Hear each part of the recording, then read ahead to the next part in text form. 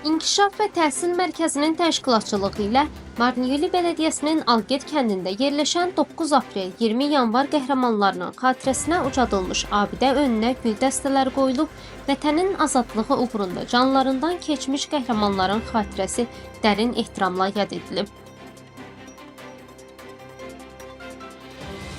Anım mərasimi çərçivəsində mərkəzin rəhbəri Emin Əhmədov gənclərə 9 aprel faciəsi barədə ətraflı məlumat verib.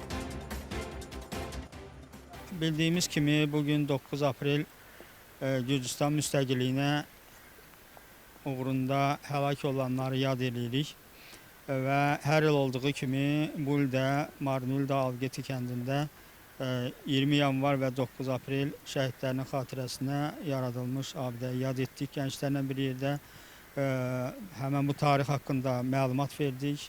Gənclərimiz bu tarixi unutmamalıdırlar. Ona görə də bugün buradaydıq. Allah bütün vətənimiz üçün canından keçənlərə rəhmət eləsin. Qeyd edək ki, 1989-cu il 9 aprel tarixində Tbilisidə baş vermiş qanlı hadisələr Sovet ordusunun Gürcüstanın müstəqilliyi tələbi ilə keçirilən dinc nümayişi qəddarlıqla dağıtması ölkənin milli azadlıq hərəkatında dönüş nöqtəsi olub. Həmin faciəli gecədə 21 nəfər həyatını itirib, 427 nəfər isə yaralanıb. Bu hadisədən 2 il sonra 1991-ci il 9 aprel tarixində Gürcüstanın Ali Şurası ölkənin müstəqillik aktını qəbul edib.